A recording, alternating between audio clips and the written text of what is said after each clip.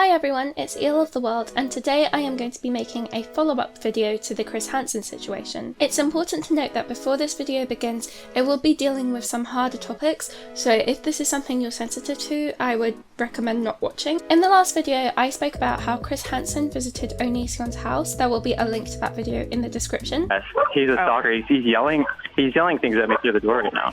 Okay, and do we know his name at all? It's Chris Hansen. FBI, open up! During the video, I said that if something escalated, I would make a follow-up video on it. Last night on Have a Seat with Chris Hansen, he spoke to Jacqueline Glenn, who is another very well-known YouTuber. This was actually the first Have a Seat with Chris Hansen that I watched as it was happening. I live in England, so when they live stream, it's usually really late at night here, but last night I just couldn't sleep, so I ended up watching it.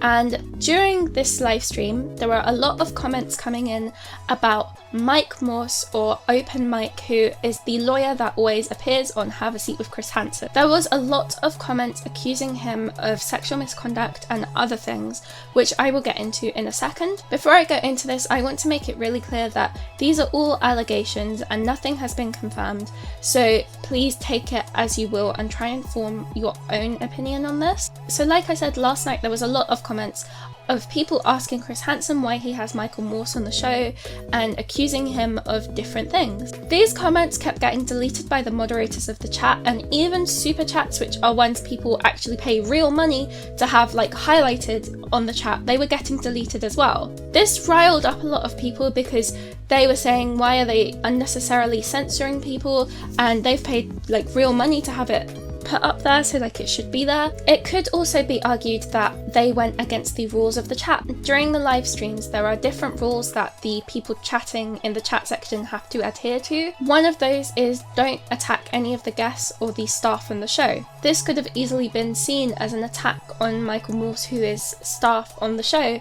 so it does make sense if they removed it for that reason. But for myself, and I think a lot of other people, this was the first time we'd ever heard of these accusations against Michael Morse, so I just wanted to do a deep dive into the allegations and just present them to you because no one else has really done it, I don't think, so it might help.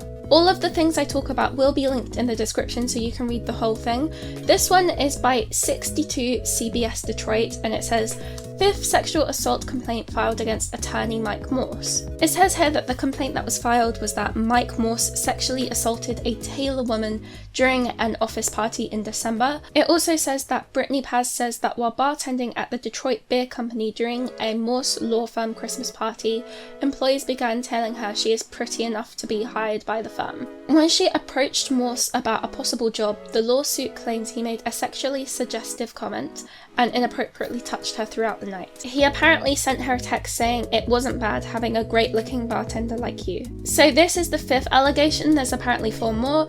It says that the first woman is seeking $10 million after she says Morse grabbed her breasts at a Farmington Hills restaurant. The second filed a $15 million sexual harassment suit claiming Morse, her boss, frequently made unwelcome and graphically sexual comments, groped her body and even invited her to his hotel room, all without encouragement. It says here that she complained to Human Resources but nothing got done about it, and then she was fired in February. The third lawsuit claims that Morse sexually assaulted a Michigan woman in December while in Florida. This lawsuit seeks $17.5 million in damages for the woman who was in Miami on December 30th with a group of friends. She says one of the friends invited Mike Morse to the outing at a restaurant, and the alleged assault happened while Jane Doe and Morris were in the back seat of a car at the end of the night. According to the woman, the incident was witnessed by others in the car. In the 4th reported instance, the complaint says that Morse targeted his female paralegal and the harassment included unwelcome conduct of an offensive and sexual nature. The latest suit against him seeks damages in excess of $25 million against the Mike Morse law firm. In an article by WXYZ Detroit, it says judge dismisses sexual assault suit against Mike Morse.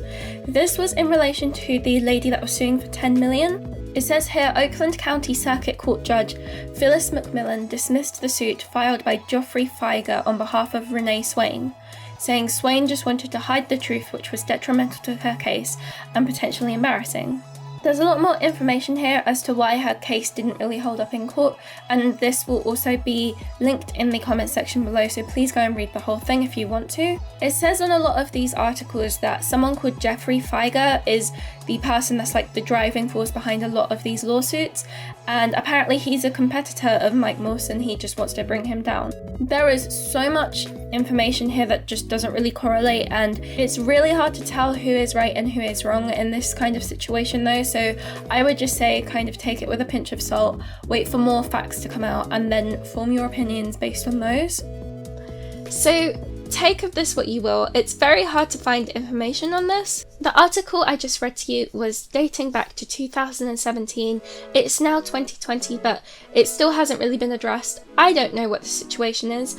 If you know any more about the situation, leave it in the comments down below. Again, I want to make this clear that these are all allegations and nothing has been confirmed as of yet, but Chris Hansen is yet to speak on the situation, even though the chat was like spammed with it to the high heavens. Personally, I have very mixed views on this situation. I can't really form like a solid answer in my head, so I don't really want to put anything out there until I can. I'd like to hear what you think about this. Please put anything you know in the comments below and just tell me your thoughts and feelings. If while watching this video you noticed that I got some of the information wrong, I would really appreciate it if you could just timestamp it in the comments below and just correct it. I don't really know a whole bunch of stuff about this situation and I really tried my best. It was quite difficult to find information on this, like surprisingly difficult, so if you could just correct me if I slipped up, I would appreciate it so much. For now, that's all I have to say. If you enjoyed the video, please leave a thumbs up, and as always, remember to subscribe for more content like this. Thanks so much for watching and I'll see you in the next video.